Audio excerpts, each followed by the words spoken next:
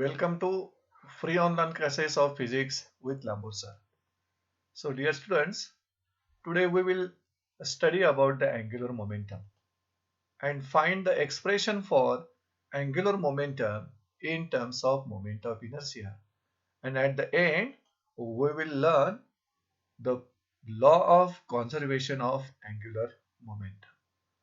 So we know that there are number of physical quantities in a linear motion which are analogous to physical quantities in rotational motion or circular motion. One of that is the linear momentum. So in translational motion, linear momentum of a body whose mass is m and moving with a linear velocity v is given by this formula. And linear momentum is a vector quantity. So p bar equal to m into v bar. G direction linear व्हेलॉसिटीची असेल तीच direction linear मोमेंटमची असेल. Now this is the physical quantity in a linear motion, translational motion. In the quantity in rotational motion or rotational mechanics, analogous to quantity in linear motion, which one? Linear momentum is angular momentum. म्हणजे rotational motion मध्ये जी quantity analogous आहे to linear momentum is the angular momentum, and this angular momentum is also called as moment of linear momentum. That's why the title is like this: angular momentum or moment of linear momentum. So this angular momentum, also called as moment of linear momentum, which is analogous quantity in rotational motion to quantity in linear motion. Which one? Linear momentum. So there is a definitely analogy between linear momentum and angular momentum. So let us try to find the formula for angular momentum. If p bar is the linear momentum of a particle performing circular motion, circular motion perform करणाऱ्या पार्टिकलचं linear momentum p bar असेल, then its angular momentum at that instant is given by, what is angular momentum? It is the momentum of linear momentum. It is moment of linear momentum, and त्याचा formula असा लिहिला जाईल, L bar equal to R bar cross P bar. हे R bar आहे ना, R bar cross P bar यालाच म्हटलं गेलंय मोमेंट ऑफ लिनियर मोमेंटम. इथं L bar angular momentum, P bar linear momentum analogous terms आहेत, या क्वांटिटीज आहेत. आणि हे आर बार आहे ना, this R bar is the position vector of particle from axis of rotation. So this is the formula for angular momentum called as moment of linear momentum. मग circular motion मध्ये मुलांनो linear velocity आणि radius vector किंवा position vector right angle मध्ये असतात. त्यामुळे linear momentum आणि radius vector देखील राईट अँगल असणार. म्हणजे आर बार आणि पी बार यांच्यामधला अँगल किती झाला? 90. सो इन मॅग्निट्यूड, जर मॅग्निट्यूड मध्ये तुम्हाला अँग्युलर मोमेंटम लिहायचं असेल तर कसं लिहिलं जाईल पहा. क्रॉस प्रोडक्ट आहे म्हटल्यानंतर L equal to R P sine theta. कारण A bar cross B bar याची मॅग्निट्यूड लिहिली जाते ए बी साइन थिटा. त्या पद्धतीनं R bar cross P bar equal to R P sine theta. आणि इथं पी ची व्हॅल्यू आपण एम व्ही सबस्टिट्यूट केलेले आहात. R equal to M V sine theta, where what is theta? Smaller angle between directions of P bar and R bar. आता हा angle circular motion मध्ये किती असतो? If theta equal to 90 degree, circular motion मध्ये P bar आणि R bar मधला angle 90 degree असतो. आणि sine 91, that's why angular momentum of particle performing circular motion equal to rp, and here p is nothing but mv, so r into mv. So this is the magnitude of angular momentum or moment of linear momentum. आता या फॉर्म्युल्यावरून तुम्ही angular मोमेंटमचं SI unit कुठलं लिहाल? तर ह्या radius साठी किंवा distance साठी meter, KG, meter per second. मग त्याचं एकत्रित युनिट कसं लिहिलं याचा unit? KG meter square per second is the SI unit of angular momentum. आणि यावरून अँग्युलर मोमेंटमची डायमेन्शन्स कसे लिहिणार तुम्ही? Of course, m1, l2, t-1. See here, dimensions of angular momentum. m1, l2, t-1. So in this way, we have studied the analogy between linear momentum and angular momentum and the vector notation of angular momentum and its magnitude. आणि हा formula आता पुढच्या expression मध्ये refer होणार आहे. This is the angular momentum of particle performing circular motion. And this is what? This is the radius of that circle r into p. So let us try to find expression for angular momentum but in terms of moment of inertia. मग जर एखाद्या बॉडीला angular momentum असेल तर त्या बॉडीनं rotational motion perform करायला पाहिजे. आणि हे अँग्युलर मोमेंटम आपल्याला पाहिजे आहे in terms of moment of inertia. आता तुम्ही जे अँग्युलर मोमेंटम काढलं L equal to R into P, it is in terms of linear momentum. But now we are deriving expression for angular momentum in terms of moment of inertia. म्हणजेच त्या बॉडीनं rotate व्हायला पाहिजे about axis. So we'll consider such rigid body. Consider rigid body rotating about a fixed axis passing through point O. And this axis is perpendicular to the plane of diagram with uniform angular speed or velocity.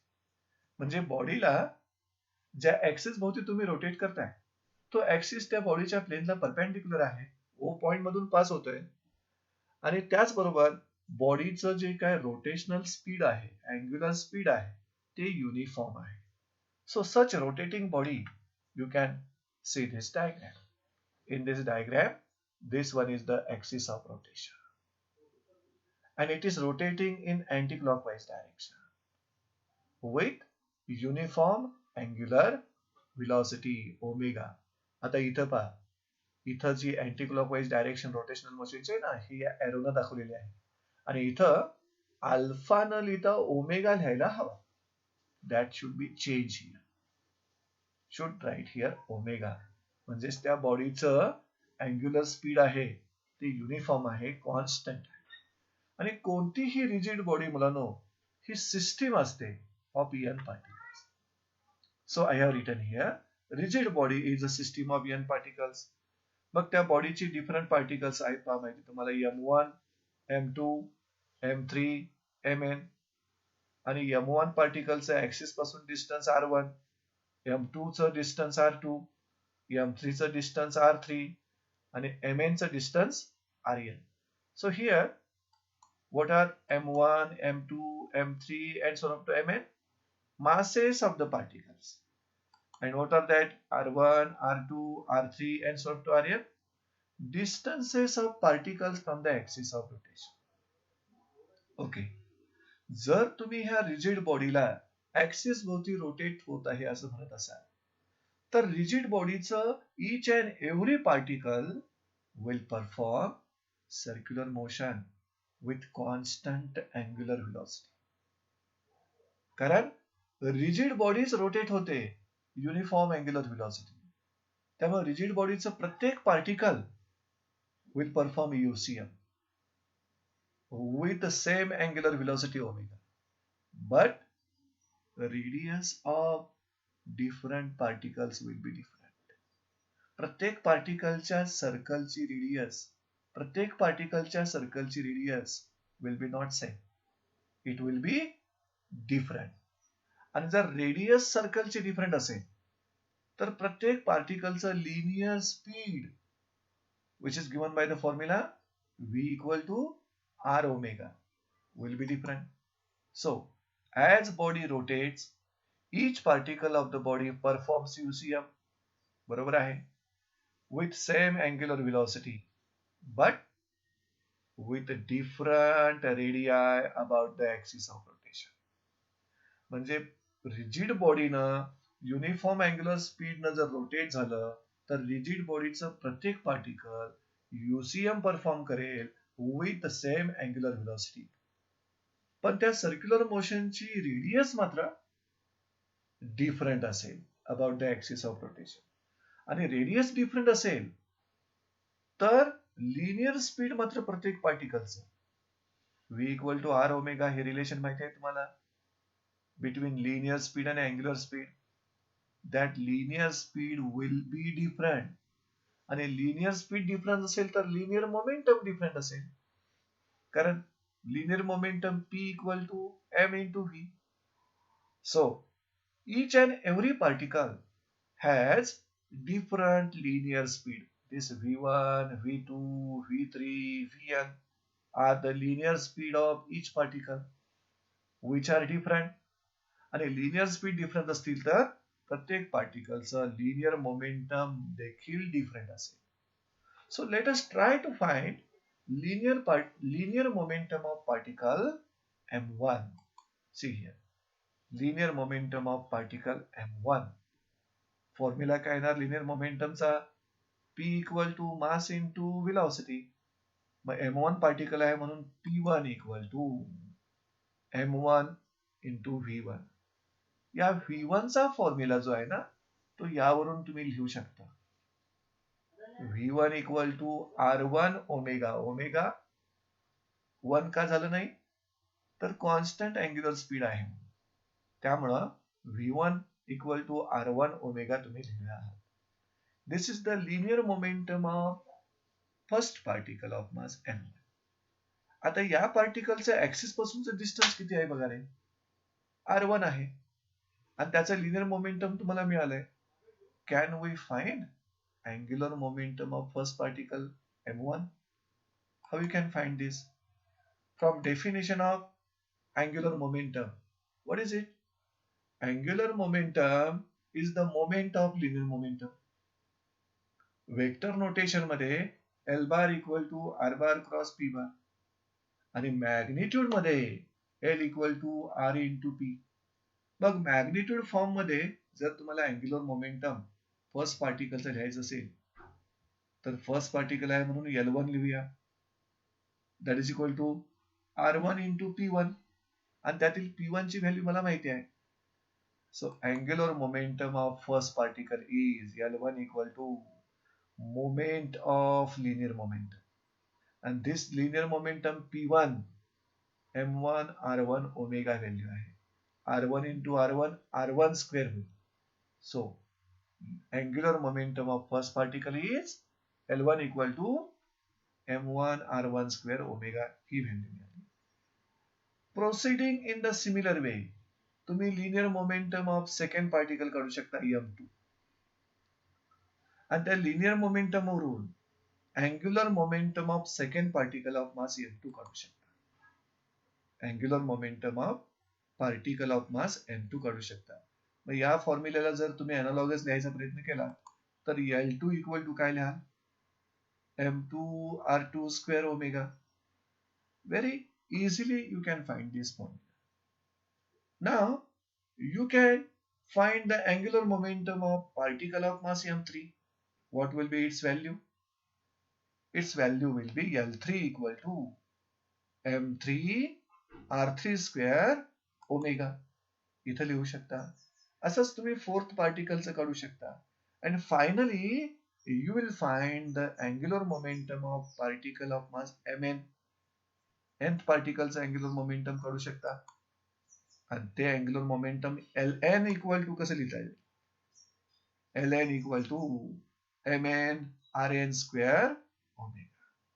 So this is how we find the angular momentum of individual particle of rigid body. Now we want total angular momentum of this rigid body. So total angular momentum of rigid body is the sum of angular momentum of individual particles. So L equal to L1 plus L2 plus and so on up to Ln. आता ह्या प्रत्येक individual angular मोमेंटमच्या इथे value substitute करा. L1 m1 r1 square omega, L2 m2 r2 square omega plus and so on up to plus mn rn square omega. आता या प्रत्येक term मधून common आपल्याला ओमेगा काढता येईल.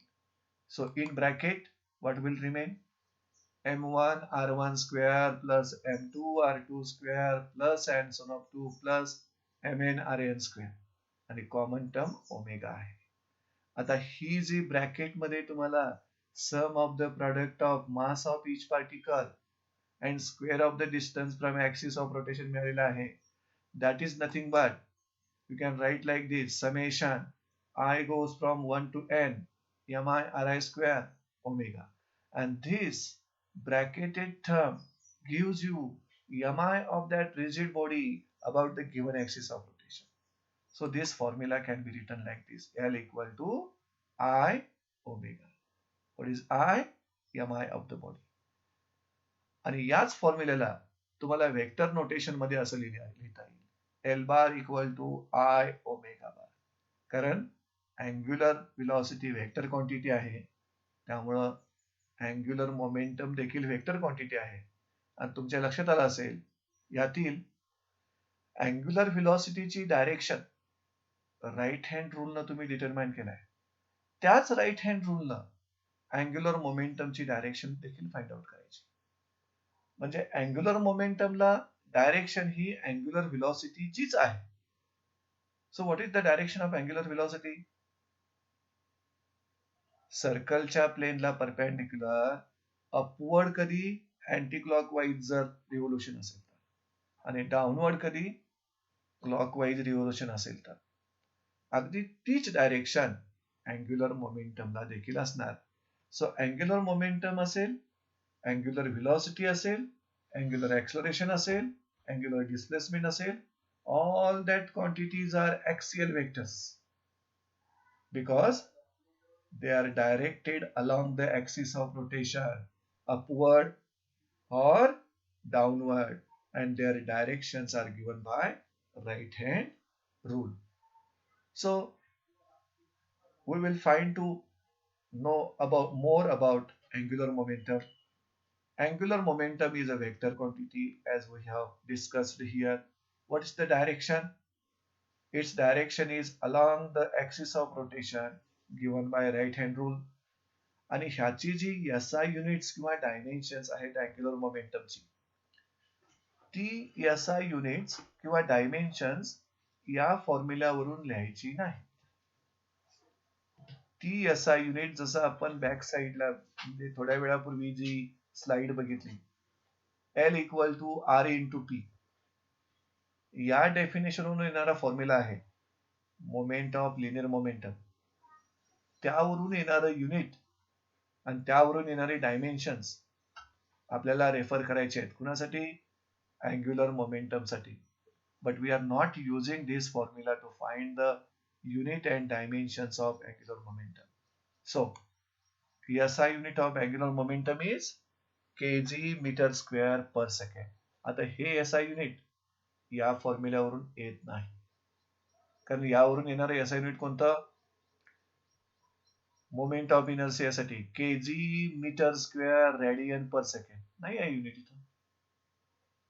So this is unit derived from the formula L equal to R into T, आणि त्यावरून येणारी डायमेन्शन्स kg साठी m1, मीटर स्क्वेअर साठी L2 आणि सेकंड साठी T⁻⁻. So in this way we have derived the expression for angular momentum but in terms of moment of inertia. Okay. In the next article we will study the law of conservation of angular momentum. Dear students, can you remember such a law of conservation of linear momentum from 11th standard syllabus? In that 11th standard syllabus, you have studied law of conservation of linear momentum. And that's a statement: if no unbalanced external force is acting on colliding bodies. So in the absence of external unbalanced force, and when two or more bodies will collide with each other, what will happen? Their total momentum before collision is equal to total momentum after collision. So linear momentum of colliding bodies is always conserved, always constant in the absence of external unbalanced force. आता जर linear momentum आणि angular momentum या दोघांच्या मध्ये analogy असेल तर त्यांच्या law of conservation मध्ये देखील एनालॉजी पाहिजे. And you will understand when the discussion will complete, you will definitely understand there is an analogy between the law of conservation of linear momentum and law of conservation of angular momentum. So let us state similar way this law.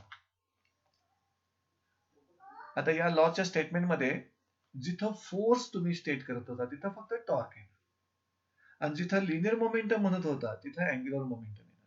त्यामुळे statement मध्ये होणारा बदल पहा. In the absence of external unbalanced torque येणार इथं, जिथं last इयरला तुम्ही फोर्स म्हटला होता. The angular momentum of rotating body always remains constant. इथं म्हटला होता तुम्ही linear momentum of body, colliding body म्हटला होता. Always remains constant. त्यामुळे क्वाइट सिमिलर डेफिनेशन आहे 11 सिलेबस मध्ये. So let us try to understand what the statement means. In the absence of external unbalanced torque, angular momentum of the rotating body always remains constant. म्हणजे rotating बॉडीवर external unbalanced torque act होत नसेल तर त्या बॉडीचं angular momentum always remains constant. आता या लॉच्या स्टेटमेंटला let us try to prove. And to prove this law, we will consider a body rotating about the given axis. मग बॉडी रोटेट होत असेल तर त्या बॉडीवर जे टॉर्क ऍक्ट होणार आहे तो is the external torque acting on the body. P bar, linear momentum of the body. M, mass of the body. R bar, position vector from the axis of rotation. These are the terms. So according to definition of angular momentum is the moment of linear momentum. How you can write this? Position vector मध्ये आणि linear momentum मध्ये angular momentum असं लिहिता येईल. L bar equal to R bar cross P bar, which is called as angular momentum is the moment of linear momentum. हा formula तुम्हाला ज्याच्या अगोदर आपण एक्सप्लेन केलेला आहे. आता या फॉर्म्युल्यामध्ये जर तुम्ही डेरिव्हेटिव्ह घेतलं, so differentiating this equation with respect to time, how you can write this? Derivative of angular momentum with respect to time is equal to derivative of this product R bar cross P bar with respect to time. आता तुम्ही ह्या ब्रॅकेटचं derivation घेताना product रूलचा use करा. मग product रूलचा use केला तर R bar cross derivative of P bar with respect to time plus derivative of R bar with respect to time cross P bar. So product rule आपण इथे use केलाय. डेरिव्हेटिव्हचा product rule we have used here. And in this step, this is what? Rate of change of linear momentum with respect to time. This is the Newton's second law of motion. So rate of change of momentum with respect to time, what gives? force. So this one is the force. And this is what? Rate of change of position vector with respect to time. But position vectors are rate of change with respect to time gives you velocity. So the step will become like this. R bar as it is, F bar, and this one is the V bar cross P बार. आपण त्या स्टेपला change करून लिहिलं. आता इथला बदल शिकवतो तुम्हाला. हे P बार म्हणजे M इंटू V बार लिहिणार आणि त्यातून मी M आउटसाइडला घेतलं तर मला ब्रॅकेटमध्ये काय मिळालं पहा. V बार क्रॉस V बार. हे R बार क्रॉस F बार आहे तसंच लिहिलं पहा. प्लस V बार क्रॉस V बार लिहिलं आणि ह्या मोमेंटमचं मास आहे ते मी आउटसाइडला घेतलं. So this is V bar cross V bar, which is the self cross product. Cross product of vector with itself. मग characteristics नुसार हा cross product 0 येईल. So the next step will be R bar cross F bar as it is आणि यातून हा bracket 0 झाल्यामुळं second term 0 झाली. So rate of change of angular momentum with respect to time gives you torque because this is the formula for torque. 11th standard मध्ये हा formula आपण पाहिला. So this is how we find that rate of change of angular momentum with respect to time gives you torque, similar to rate of change of linear momentum with respect to time gives you force. 11वीतलं तुम्हाला आठवतं? हे इथंच आपण use केलं पहा. Rate of change of linear momentum with respect to time gives you force in linear motion.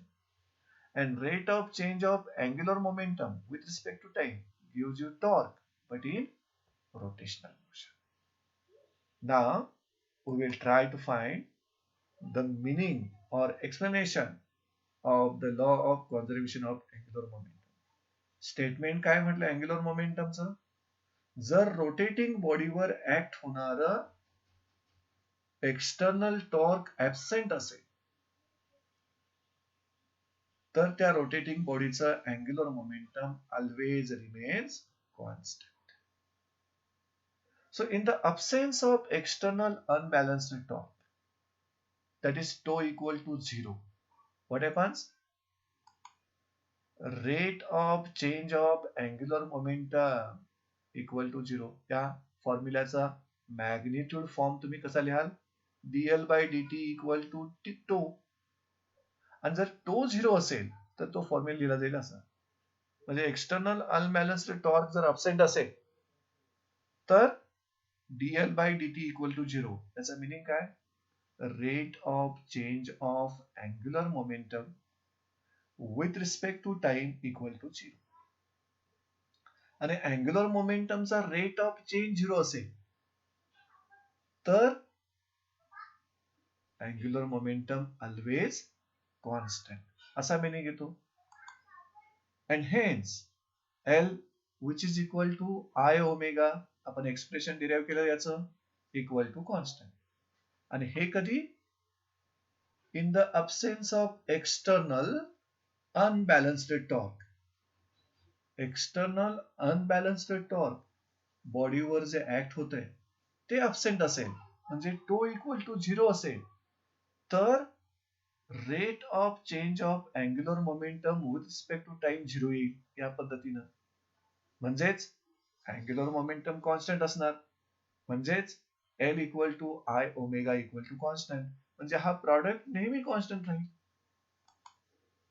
Therefore I1 omega 1 equal to I2 omega 2 equal to I3 omega 3 असं तुम्ही लिहायचा. म्हणजे बॉडीच्या डिफरंट MI असतील, डिफरंट अँग्युलर स्पीड असतील, पण initial moment of inertia आणि initial angular स्पीडचा प्रॉडक्ट आणि फायनल मोमेंट ऑफ इनर्शिया आणि फायनल अँग्युलर स्पीडचा प्रॉडक्ट हा मात्र नेहमी कॉन्स्टंट राहील. So let us try to explain this law of conservation of angular momentum. हा आपल्याला एक्सप्लेन करावं लागेल. So according to the principle of conservation of angular momentum, what this principle says? If torque is 0, then angular momentum is constant. See this. Angular momentum L equal to I omega equal to constant if torque is 0. याचाच अर्थ L constant म्हणजे हा product constant I omega आणि तो असा लिहिला जातो I1 omega 1 equal to I2 omega 2. So initial angular momentum equal to final angular momentum. आता जर I1 is greater than I2 म्हणजे बॉडीची MI डिक्रीज झाली. This is initial, this is final. Final moment of inertia decrease झाली rotating बॉडीची. तर त्याचं angular speed काय व्हायला पाहिजे जेणेकरून हा प्रॉडक्ट आणि हा प्रॉडक्ट इक्वल यायला पाहिजे. जर MI डिक्रीज होईल तर अँग्युलर स्पीड इन्क्रीज व्हायला पाहिजे. So if MI of body decreases like this, I1 is greater than I2, then angular speed of rotating body increases. आणि जर ह्याच्या उलट झालं असतं तर I1 is less than I2 म्हणजे MI of body इन्क्रीज झाली असती म्हणजे I2 इन्क्रीज झालं असतं तर ओमेगा 2 काय होईल decrease. So this means that if MI of body decreases like this, then angular speed increases. And if MI of body increases, then angular speed decreases. So this is the meaning of principle of conservation of angular momentum. If MI of body decreased, then its angular speed increases and vice versa. So in today's lecture, we studied about the angular momentum or moment of linear momentum and find the expression for angular momentum in terms of moment of inertia, which is L equal to I omega. And finally, we studied the law of conservation of angular momentum, its proof and its explanation. With this, we will end our lecture. Thank you.